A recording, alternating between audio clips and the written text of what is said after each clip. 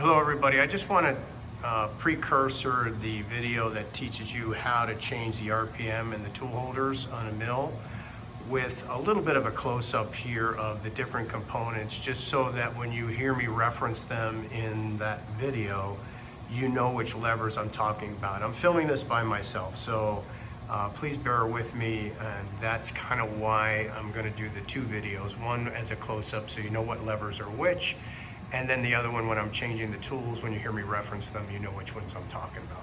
So just remember, on the mill we have our cranks over here, our X and Y crank. They have 200 thousandths of travel per revolution. They'll move that table. This portion of the mill here is called the knee, and to control the knee, it's this larger crank right here.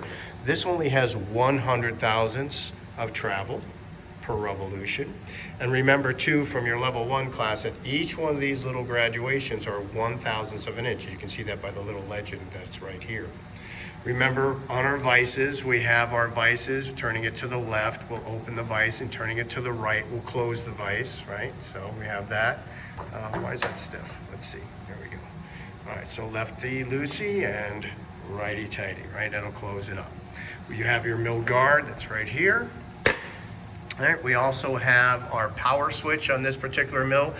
The mill that you may use in the student machine shop may be a black knob, but they're always to the left. You have either a clockwise high or a clockwise low that you use. Remember that these kind of are not always the same. So depending on whether you're in high or low gear will depend on which way you turn this lever. So when you're in high gear, we'll pull the lever down, and that should make the cutter rotate clockwise. And when we're in low gear, we'll have to move that lever up, and that will allow it to still turn clockwise, but in a lower gear. You're also going to hear me reference this right here. This is the RPM chart. Now in this particular mill, we have 4 pulleys that control the RPM. And those pulleys, starting from the top, the largest pulley, down to the bottom pulley, is what going to determine which one of the scales we read on this chart. So beginning with the chart up here, this is your largest pulley, going down to the next, and finally your smallest pulley. When we're in high range, we can achieve these 4 RPMs. And when we're in low range, we can achieve these 4 RPMs. So depending, again, which gear you're in, whether you're in high gear or low gear, that's what you'll read on the chart. So the levers that I'll be touching when I'm doing the actual setting of the tools, remember, this is the brake. For the brake, it's spring-loaded. We have to push it and we have to hold it in place, and that'll steady the spindle so that we can interact with the drawbar. This is the physical drawbar that travels down through the spindle and connects into the tool. This lever here is used in conjunction with this lever on the right side. If you notice on my mill, they're scribed. That's an H and that's an L for low gear and high gear. They need to match. If this is on H for high, this needs to be on H for high. And if I want to put it in low, I'll slide it over to the L over here, and I'll move this lever to the L over here.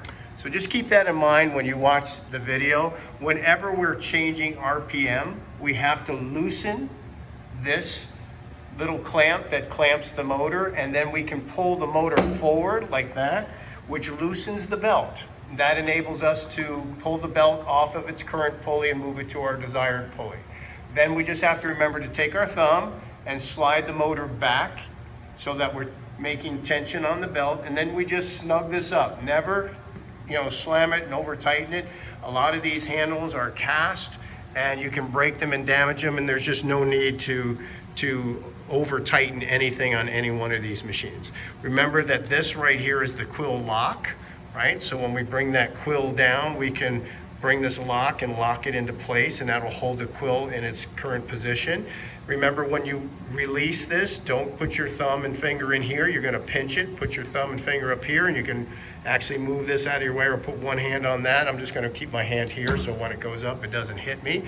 This is a quill stop. What this allows us to do for fine adjustments, we can just rotate it, but for faster adjustments, we can push in the spring lever button, spring-loaded button rather, and that can allow us to move it up and down quicker, and then we can pull the quill lock down and lock it in place, and that'll give us a a positive positioning for where we want the cutter to be. Okay, this lever is what we'll use maybe in another video, but this allows us to actually power feed.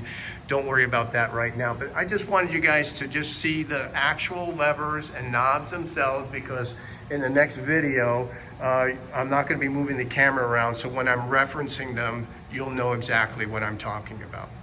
Okay, well, thank you for watching.